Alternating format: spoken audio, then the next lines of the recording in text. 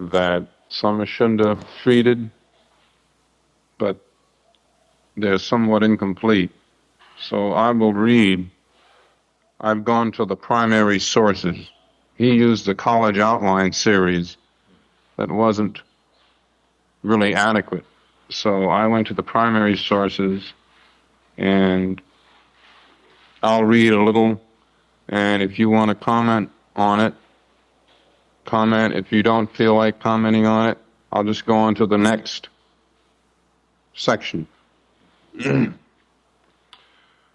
Once a student of Socrates, this is a section on Socrates, said, "I cannot refute you, Socrates." To this, Socrates replied, "Say rather that you cannot refute the truth, for Socrates is easily refuted." This is by way of saying that the absolute truth is not a subject of mental speculation or personal opinion. The truth or the good for Socrates stands separate from mundane relativities or personal opinion. Well, that is our opinion. We accept Krishna, the supreme authority, and therefore we cannot refute what Krishna said. And our philosophy is perfect because we follow Krishna. He is the supreme person. This is our position. In other religious system, taking it our Krishna consciousness movement, it is religious because our religion means to carry out the order of God. That is the Śyāmasundara stand. We don't manufacture religion, and neither religion can be manufactured. Manufactured religion is useless. That has been described in the Srimad Bhagavatam as dharma koizo, means cheating. So, this is not cheating religion. Our basic principle is dharma to sakshat bhagavat pranit. Dharma means the order which is given by God. And if you execute that, that is dharma. That's like law. Law is given by the government. He cannot manufacture law. That is not law. So our perfection is there. How we are executing the order of God, self-person. One who has no conception of God, neither the order of God, they can manufacture a religious system. But our system is different.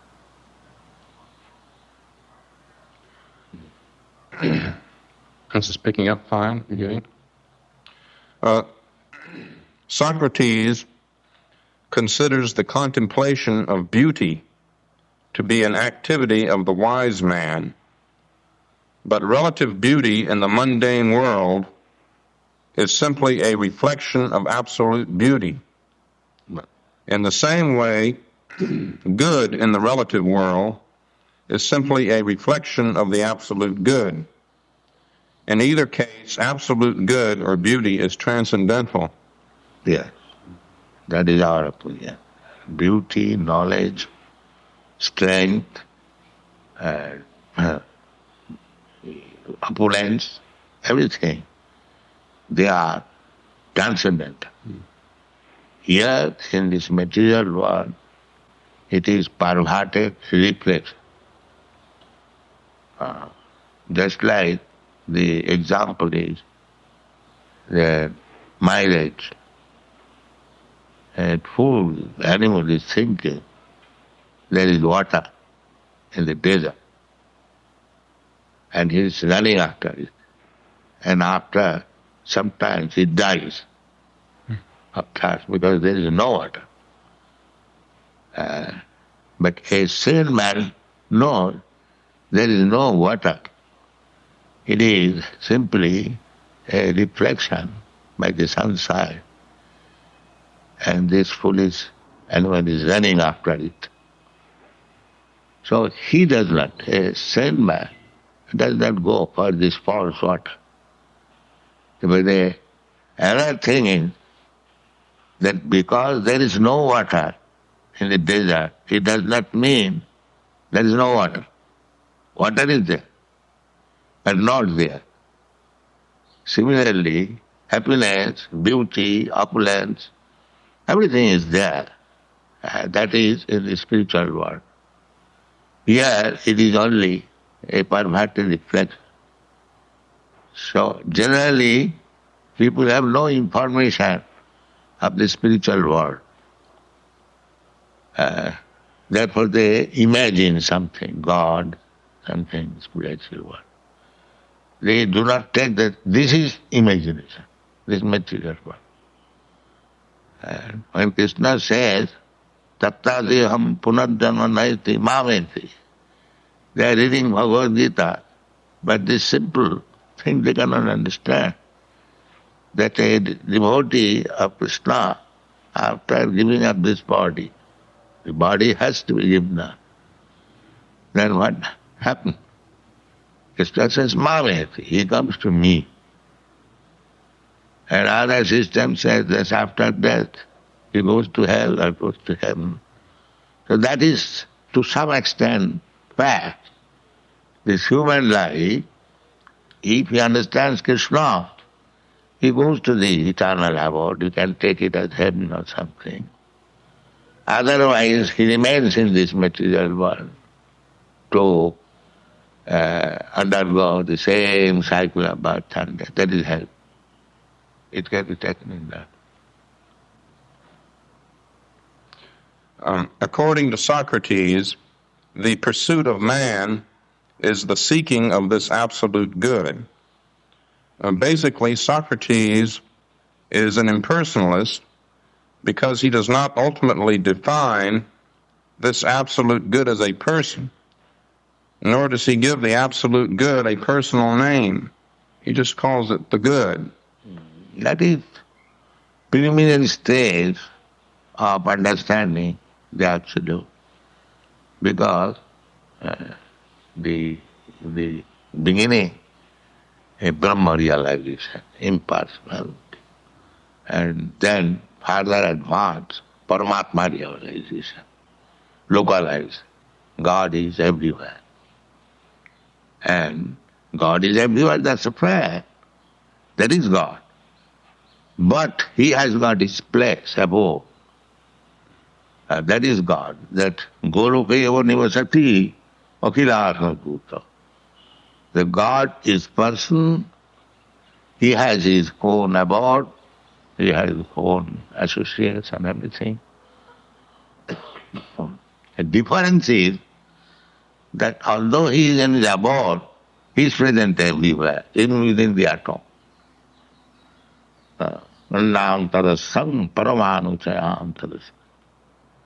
So, Socrates or any other philosopher, if they cannot understand the potency of God, how He can remain in His own place simultaneously in every atom.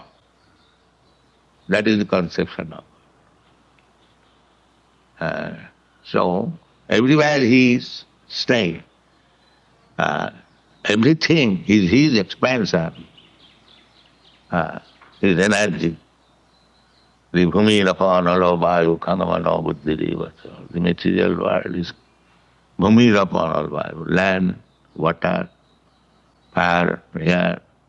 So these are different expansion of God's energy. So He can be present everywhere because His energy is expanded everywhere. So energy and energetic, they are not different. But at the same time, energy is not the energetic. This simultaneously one and different. Achinta Vedavet Tattva. This is perfect philosophy. For Socrates, he taught a kind of a process of liberation.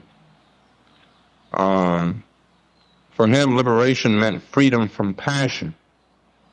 Freedom from? Passion. Passion, yes. And his motto was, know thyself. And by knowing oneself through meditation or insight, one can gain self-control. And by being self-controlled, one can attain happiness. Yeah, that is fact. Meditation means to analyze oneself. That is their meditation, and find out the absolute truth. That is the description in the Vedic literature. Dhyānāvasthita tadgatīna manusā pasantinam yogi.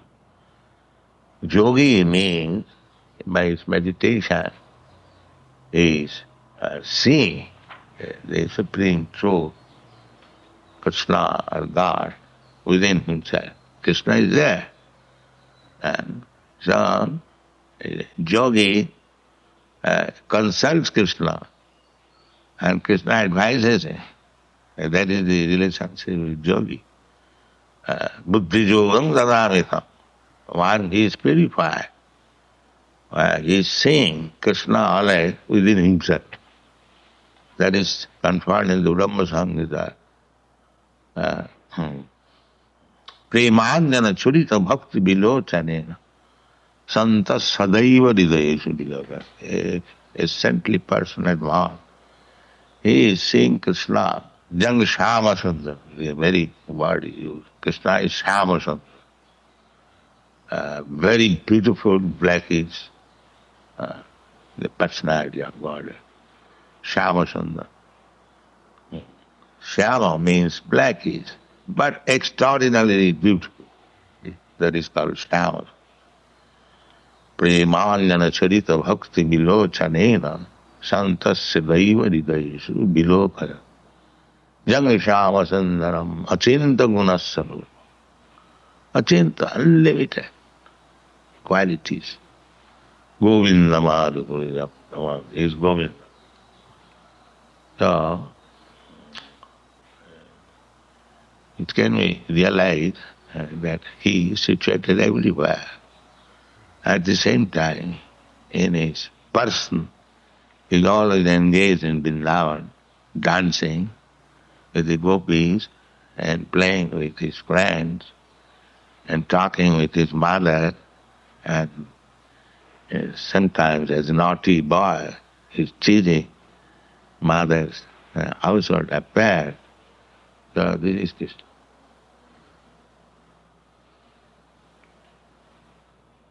It's been said that Socrates' philosophy is primarily a philosophy of ethics, and that ethics, the way to Ethics, yes. the way of action in the world, and that gnana or knowledge in itself is not sufficient, but it must be applied and must serve as a basis for action in the world.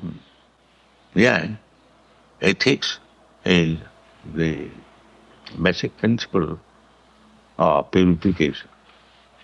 Unless one knows what is moral, what is immoral. Of course, in this material world, everything is immoral.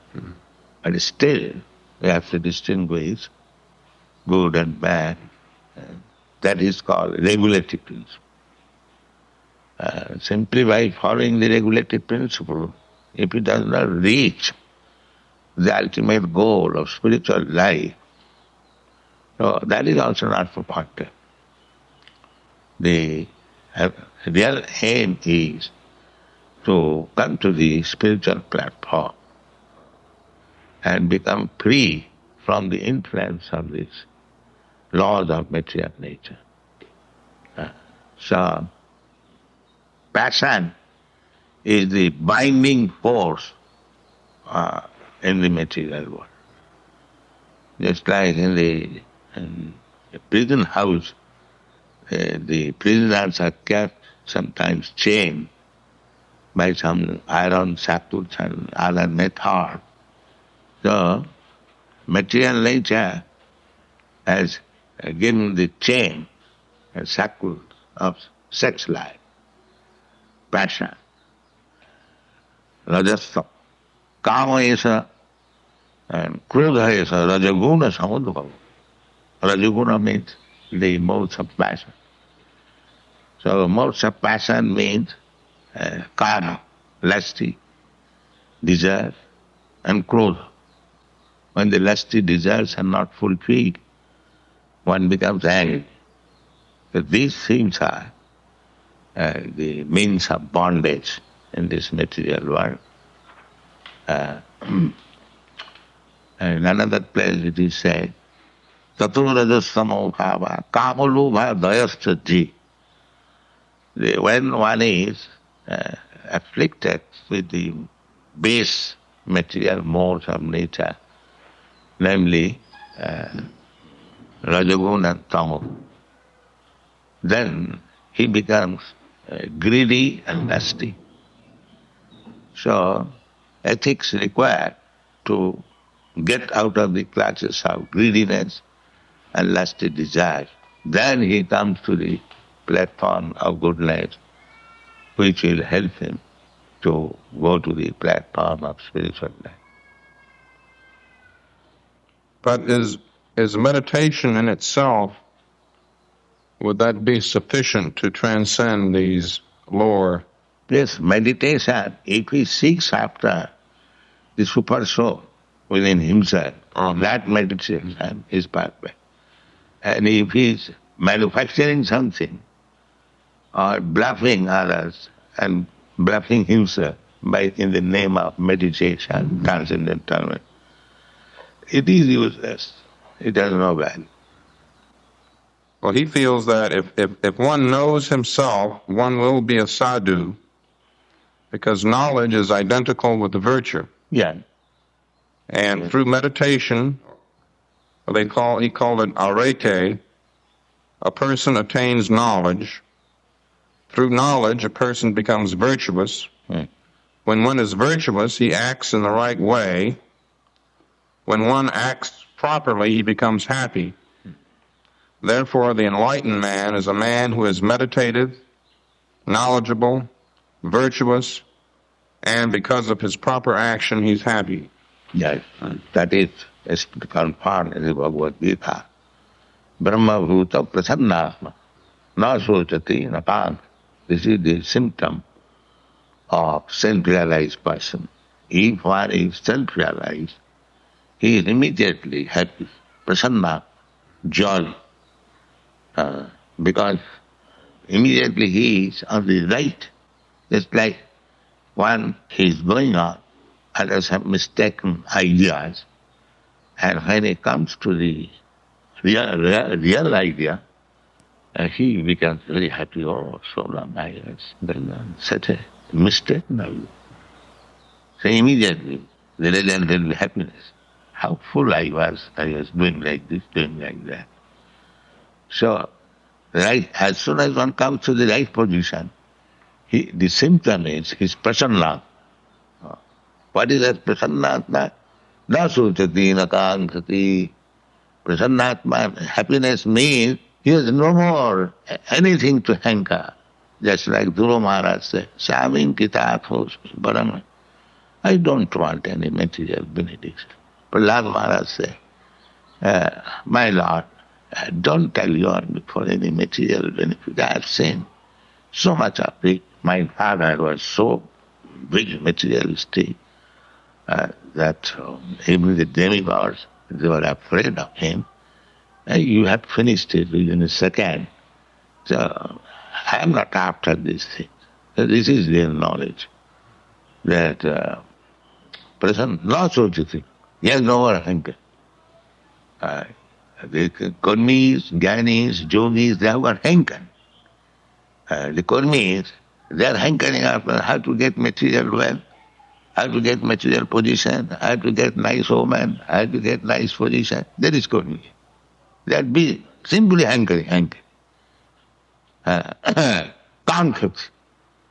And if they are lost, the guy, I've lost it, I've lost it, I've lost it. The two business.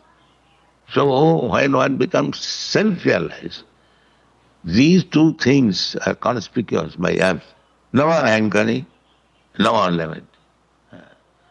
The Kurmis are hankering, the Jnanis, they are also expecting to become one with God, to merge into the existence of God. That is also hankering.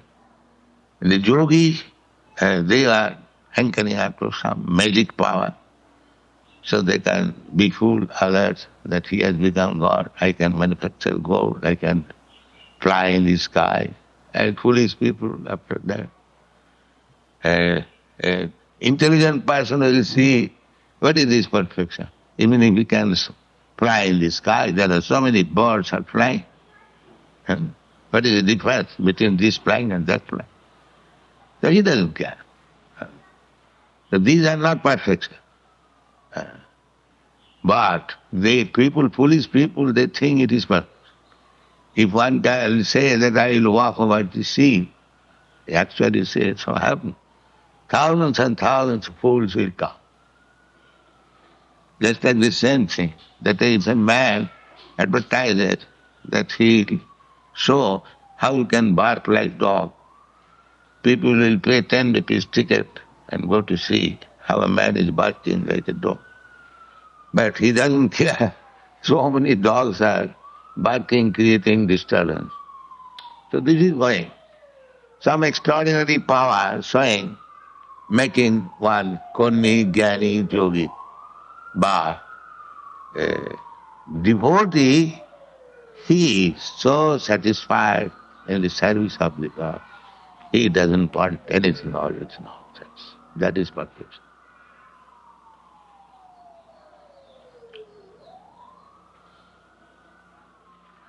You once mentioned that the ancient Greeks were chased out of India, where they were Kshatriyas, chased out of India by Parasara Muni, something like that.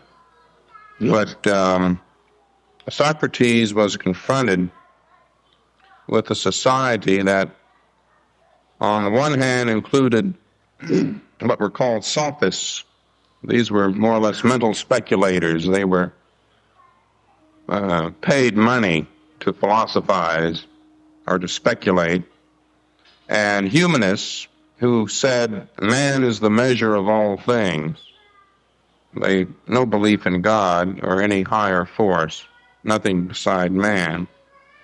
And with the demigod worshippers, the Greek pantheon of gods were very much like the demigods described in the Vedic literatures.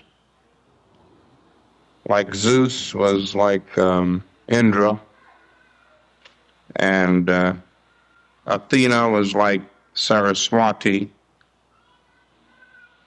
The Greeks retain their worship of the demigods, but there is no mention of a supreme God under whom everyone else served. And Socrates neglected the worship of these demigods. He felt that there was no use in worshiping the demigods, and he stressed meditation on the self, on the highest good, which resides in the heart, which must correspond to the Paramatma. Yeah. And so in teaching this, he was teaching something radically different.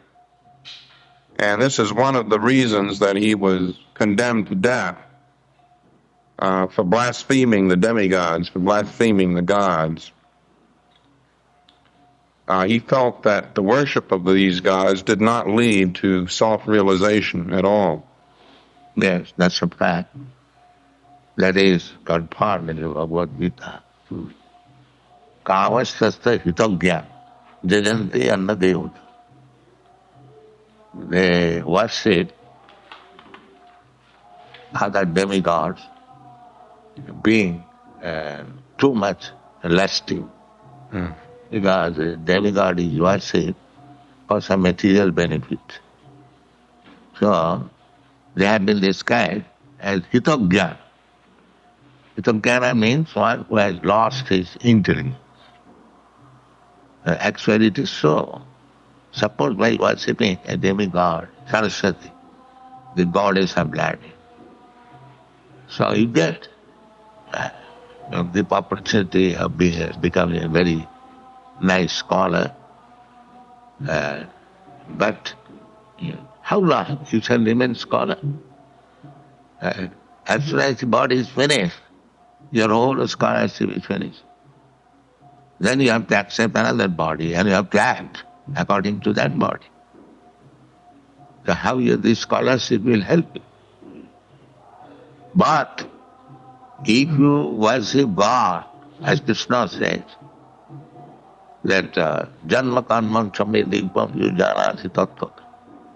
To worship God means to know God, actually, what is God, more perfectly, how He is managing, how material nature is working under Him. People cannot even imagine that God can be person. But here is everything personal. Maya dhaksena prakriti isyate sacharat. Under my supervision, the material nature is working.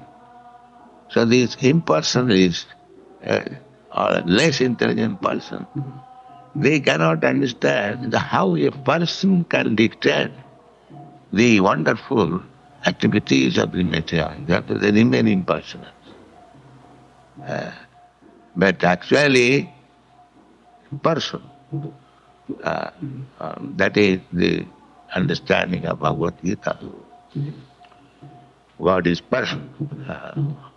Matta parataram jnanat kinchi jasti dhananja. There is no more superior authority than me. So when he says matta, that is me, that is person. Person. So, matta. No, Krishna, God. Yes. God is person. Yes.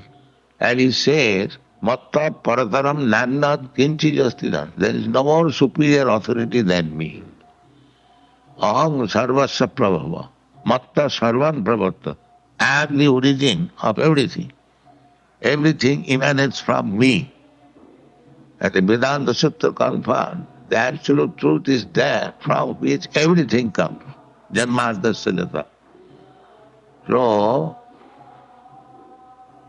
the absolute truth is person. And Arjuna, when he understood Bhagavad Gita, he addressed Krishna, Parabrahma, that is absolute. Param Brahma, Param Dhama, Pavitram, Param Bhava. So, really understanding absolute truth means to understand his personal feature. He has got three features: impersonal feature, localized feature, and personal feature. So, Brahmeti, Paramatmeti, Bhagavaniti Sabdas.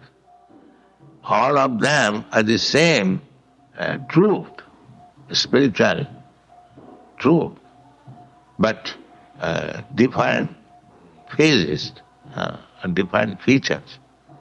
The example is given just like you see one mountain from a very distant place.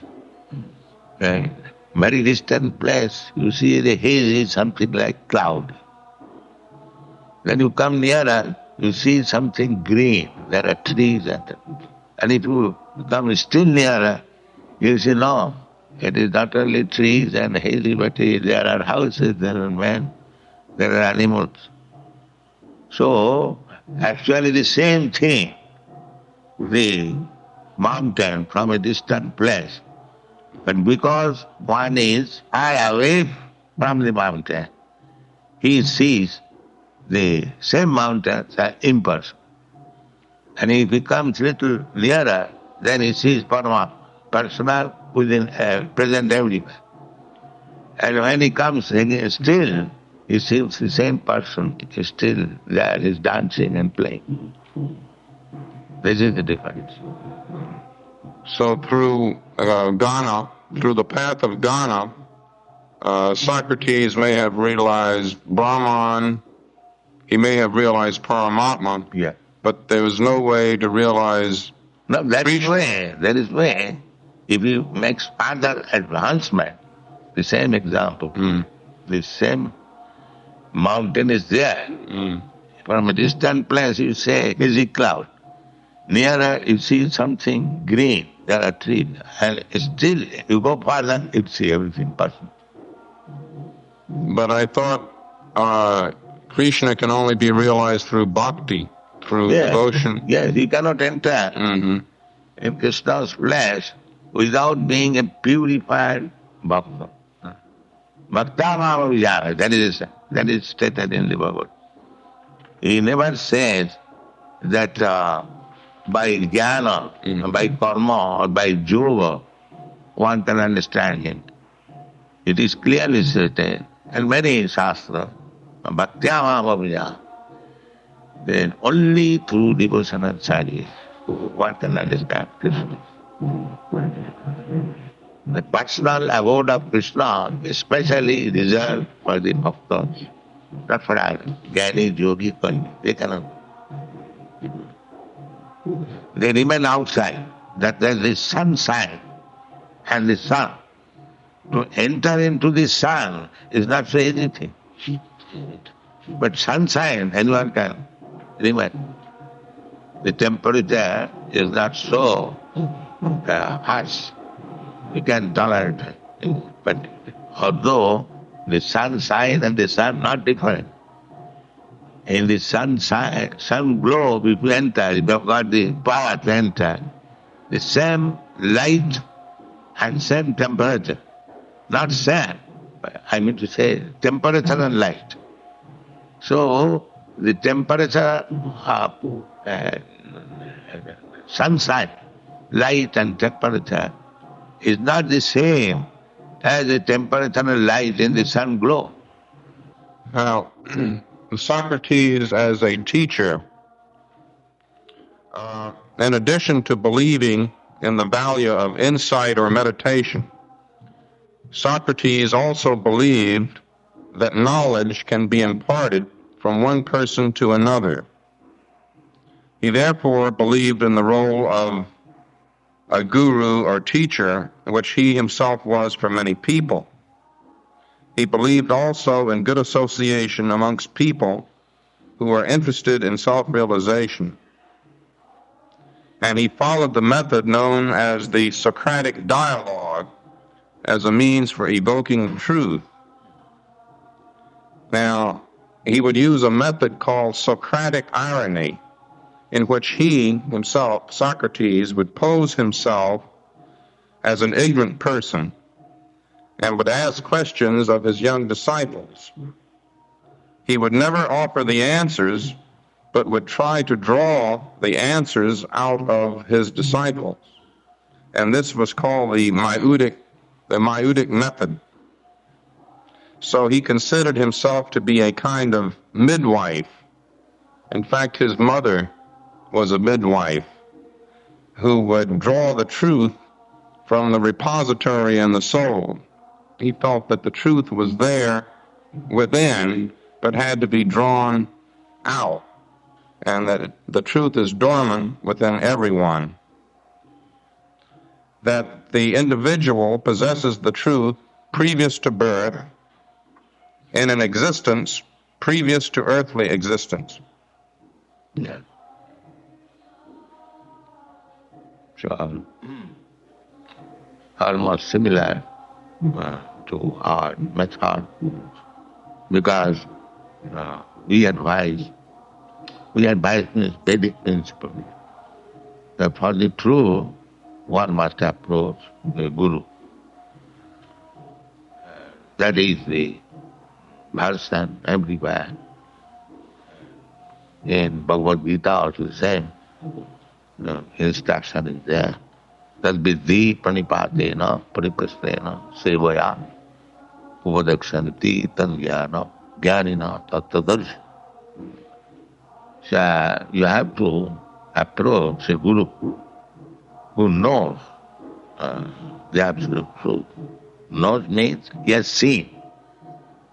It's like in our daily life, direct perception.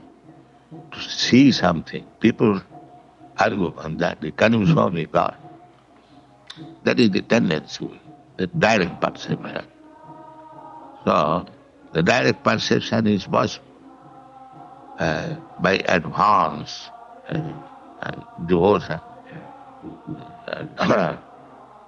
There is no difficulty because, as I have already explained, Santa Sadaiva Hridayesu Vilokaya. Constantly he is saying the Supreme Personality of God, sound. So there is a state when one can constantly see the Supreme Lord, Paramatma, sitting within his heart and taking advice from. And Krishna also confirmed this. Buddhi yogam dhananita. He talks.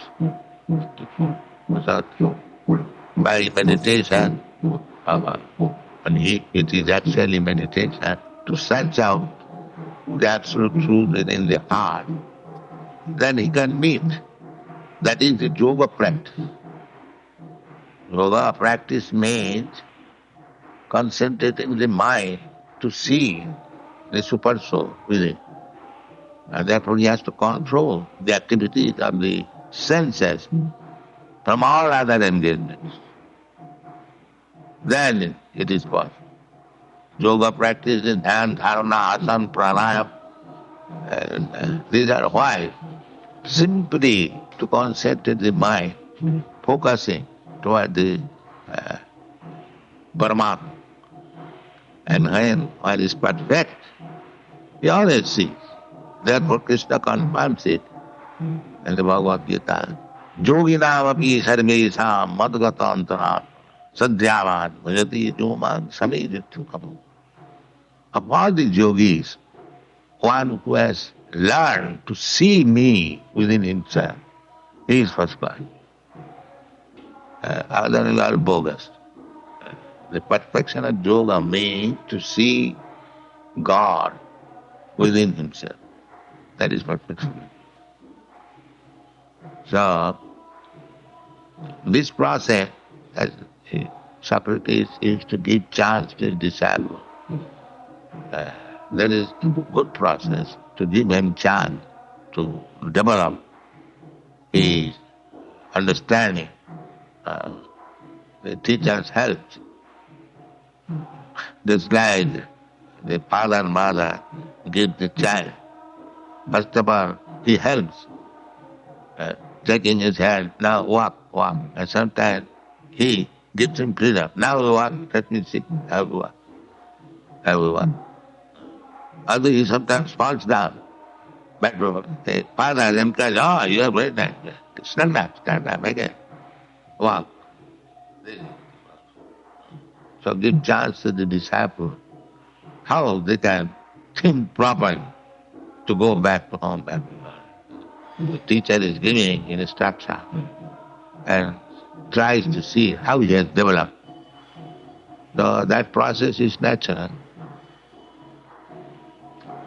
And another process is that suppose a man comes to argue,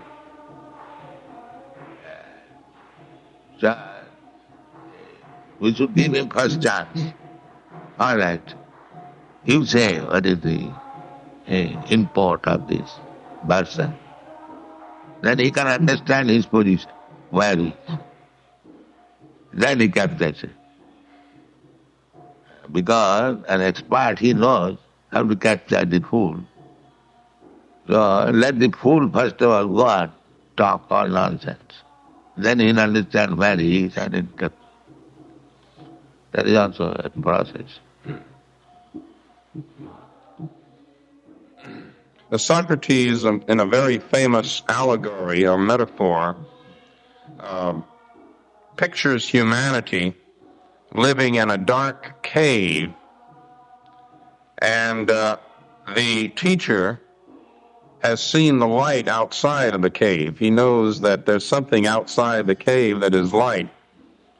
And he may return to the cave to tell people in the cave that this is darkness. And the people in the cave, many of them would consider him to be crazy for speaking of such a thing as the light outside of the cave. And that this was conceivably a very dangerous position to be in. But actually that is the fact. Just like we have said so many times, Dr. Frog, say the frog within the dark well is thinking here is everything. And if he's informed, oh, there is big amounts of water, Atlantic Ocean. So this Dr. Frog from within the well, he has never seen Atlantic Ocean, and he cannot conceive that the water can be so expansive. So therefore, those who are in the dark well, for them it is surprising, what is the light outside. But that's the fact. And one who has fallen, if he's crying that I am fallen, so it is said that the man outside, he drops a rope. You catch this rope, and I said, take it out. But he does not catch up. Gives up, just like we are presenting that everyone in the material world, you are suffering. You catch up this Krishna consciousness. They refuse, or they do not do it. That is going on.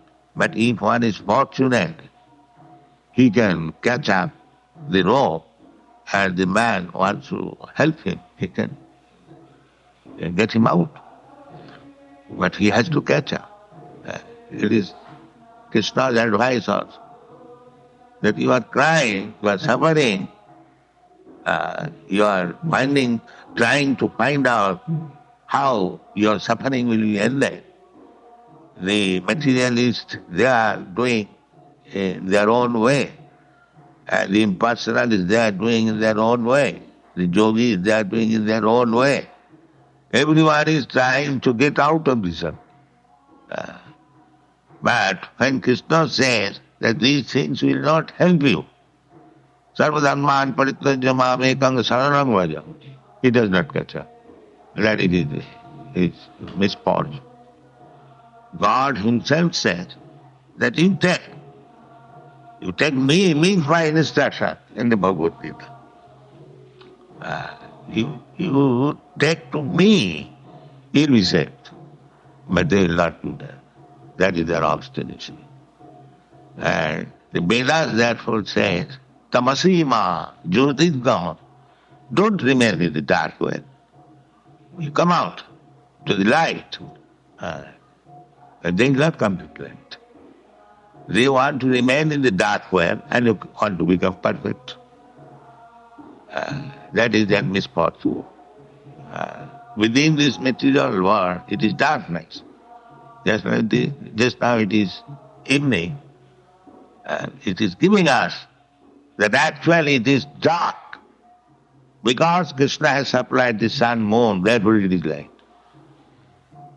But there is another place where without sun, without moon, you will get light too. That is stated in the Bhagavad Gita. Najatra bhasayate surja napavaka, like that there is. Najatra bhasayate tadhamapa. That is my kingdom. Everything is Krishna's kingdom, but that is special. That there is no need of sunshine. There is no need of moonshine. There is no need of electric light. It is all refunded. So he is giving the information. But these aspects will not take. They want to make adjustment in the darkness of life. How it is possible? And this is teaching also, the nature's way of work. The sun is in the sky, but the arrangement is such that 12 hours it is darkness and 12 hours it is light. But the sun is there always. There is no doubt about it. But the arrangement is just to convince us that actually it is dark. With the sunshine, it is sometimes day and shine. Similarly, happiness can be to remain under the sunshine, under the illumination of Krishna. That is happiness. Krishna consciousness. And if you want to be happy in darkness, just like in darkness at night, the only happiness is sleeping and sex. That's all. There is no other happiness. And when there was dark in New York, electricity failed, and so many women became pregnant. Yes, in the darkness, this is the happiness. Either you sleep or you enjoy sex. That is material world. Therefore it is darkness. That is said in the Srimad Bhagavatam. Sutoprati nirajantra niranusanti sahasrasa apasatamata tattam grihesu grihavedila nidraya hyati nattam Bhavayana chabhavaya Viva chate hayarajan kutumba gharane nama. This materialistic person, they've got many things to hear. Sort of bad. Huge, big volumes of newspaper. So many rascal information. Why?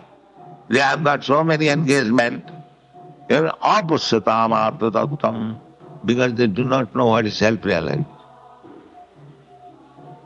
Grihesu vyamayadina. They think they to live in this family life, surrounded by wife, children, friends. This is life. So let us use this newspaper and talk on nonsense and waste time. Their engagement is nidra. At night, they sleep or enjoy sex, nidra yati naktam, bhavayana. And at daytime, they hanker after money, runs the motor car, the head brake speed, neck brake speed. Breakneck. Breakneck. What is the business? Searching out some means of food, exactly like the hog. He is lightering here and there, very stool. And this is going on in a polished way, as civilization. There is so much risk that as running this car, so many people are dying. There is record. It is very dangerous. At least I feel, as soon as I go to the street, it is dangerous. The motor car are running so speedy. And what is the business? The business is where to find out food. So therefore it is condemned. That this kind of civilization is hoggish civilization. This hog is running after very stool. And you are running in a car. The same purpose is the same. Where is stool? Purpose is the same. Therefore this is not advancement of civilization. Advancement of civilization is, as Krishna advises, that you require food, so produce food grain. Remain wherever you are. You can produce food grain anywhere. A little labor. And keep cows. Gauraksha, Krishi Gauraksha, Vanityam, Vaishyakarma Sava. Now, solve your problem. Like produce your food wherever you are there. till little labor, and you get your whole year's food. Distribute the food to the animal, cow, and eat yourself. The cow will eat, the refuse. You take the rice and the skin, you give to the cow. From dal, you take the grain and the skin, you give to the... In fruit, you take the fruit and the skin, you give to the cow, and he will give you milk. So why should you kill it? Make they say, the necklace full. Therefore Krishna says, Kisi go rakshāvānityam, Vasha. Give protection to the cow. Take milk from it and eat food grass. Then your food problem is solved. Where is food from? Why should you invent such civilization? All is full of anxieties, running the car here and there and fight with other nations and economic development. What is this civilization? Therefore, we require to take Krishna consciousness to become happy everywhere, economically, philosophically, religiously, culturally, everything. That is Krishna consciousness.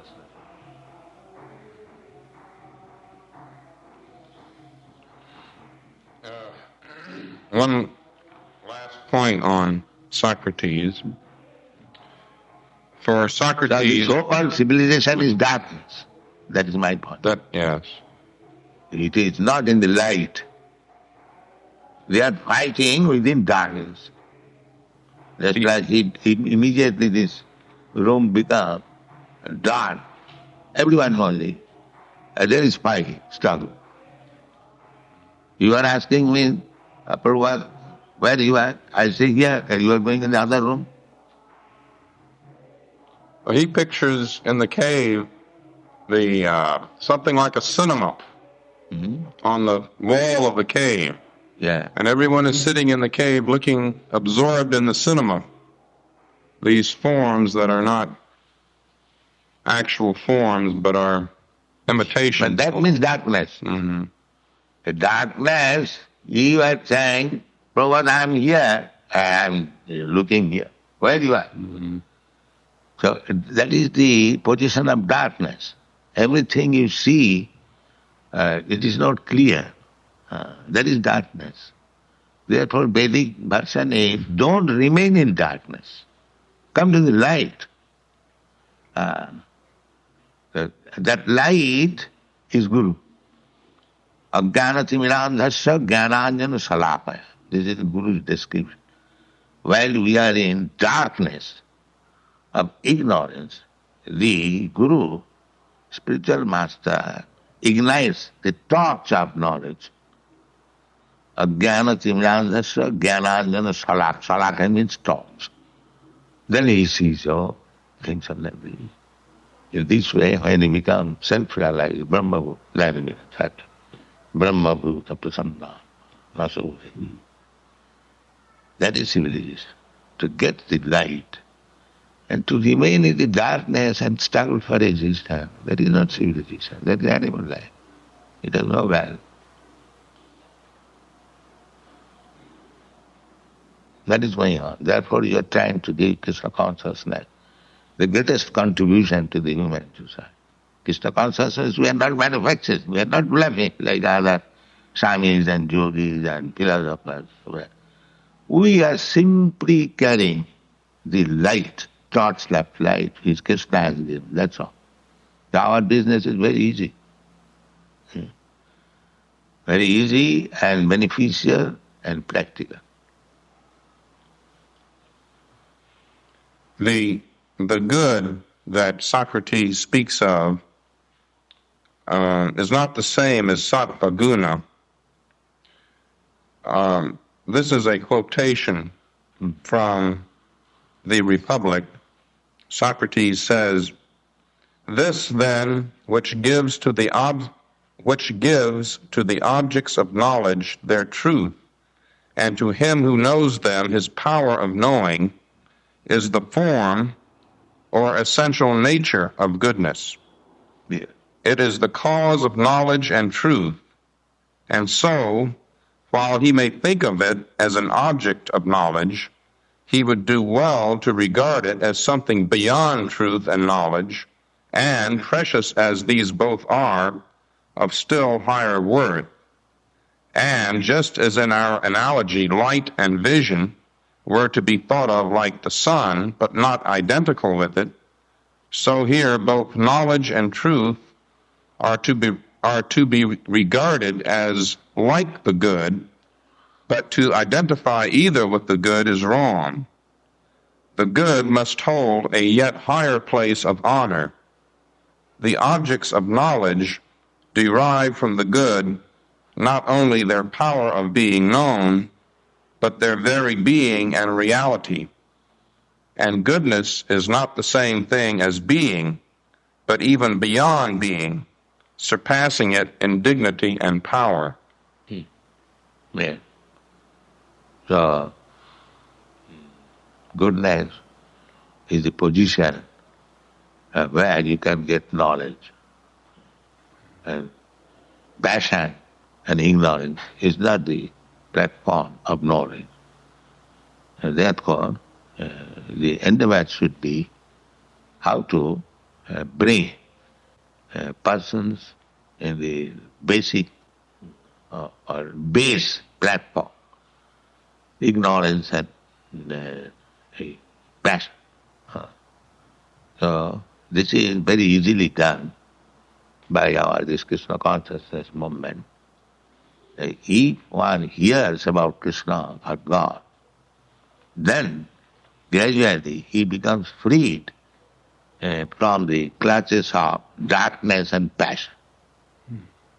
And actually he then comes to the platform of goodness. And when he is perfectly in goodness, then this passion and ignorance and their byproducts cannot touch him. Tato rajastamo bhava kamalobha nashta. Nashta prayeshu avantreshu nityam bhagavata sevaya. Nityam bhagavata sevaya. Bhagavati uttamasvake bhakti bhavati nasti. Tato rajastamo bhava kamalobha dayasthati cheta etai anavidyam. If we hear Bhagavad and Bhagavad Gita regularly, then we become free from the effects of the modes of ignorance and passion. Gradually, although it takes, but it is sure. The more he hear about Krishna, or Krishna means his instruction or about him, what he is, the more he becomes purified. So, that is a test that how one has become purified. Means one is purified from the base quality of passion and ignorance. Means that he is no more attacked by greediness and passion. That is the test. That means he is free from the base qualities. He is situated. Cheta eti anaridhyam sita shakti prasidati. When he is no more disturbed by these base qualities of passion and greediness, then he is happy. Then he becomes happy. Cheta eti anaridhyam, that is goodness. That is goodness, then he is happy. Happiness. That the ultimate stage of goodness is Brahmatu, to realize himself, realize God. So goodness, one must come to the platform of goodness.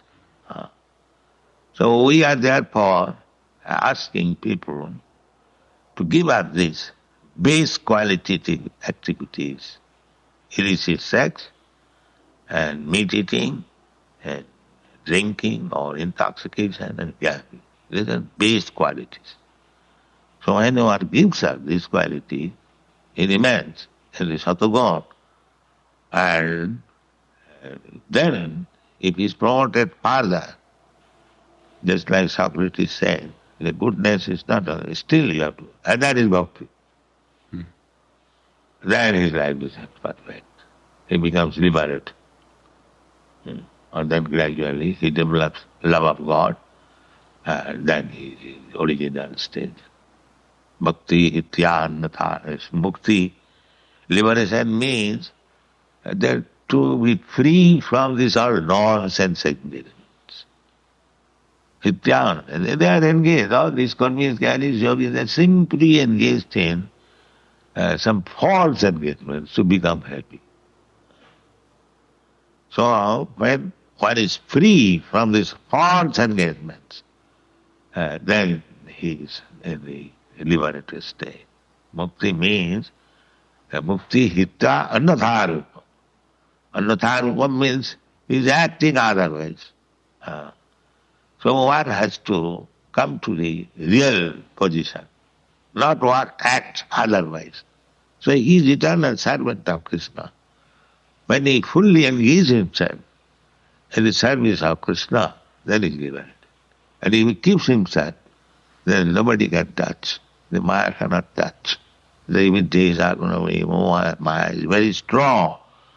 But if one keeps in touch with Krishna constantly, Maya has no jurisdiction. Maya Vetan Tadanti. This is perfection. Transcendental to the modes. Yeah. No are affected by the modes of materialism. Sagunan samatitayitan brahma bhuyaya kalpa. Such person is transcendental to the modes of material nature. Sagunan samatitayitan.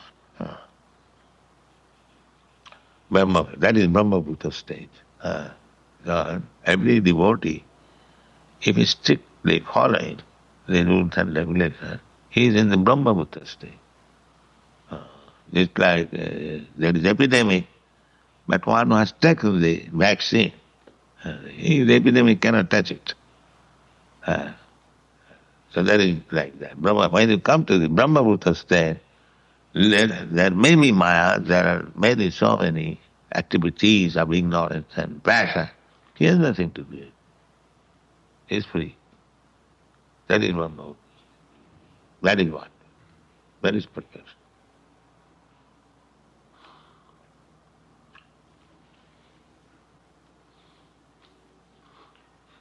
So that's the conclusion of the additional notes on Socrates. Yeah, it's very nice. And that new philosophers that we will present eventually. I don't know if these were ever mentioned. Socrates, Plato, Aristotle, these have been done, just a few additions. But then there's Plotinus, Origen, and Augustine. And these were the three philosophers who shaped Christian thought, or Catholic, the church thought, church fathers. And St. Anselm, St. Thomas Aquinas, Scotus, and Eckhart, these are Christian. So they are not philosophers, they are Christian with different point of views. So we are not going to have to discuss with a person he is from the deviating from the standard way and thinking in their mental speculation. But these are considered philosophers. They're considered, but because they belong to a certain sect of religion. Because they're followers of Christ. Yeah. And they're deviating from the original Christian father. So they are useless. They do deviate. You cannot deviate. There's no more you are Christian. So you have no platform to draw from the Christianity. That was rejected. So Plotinus was not Christian.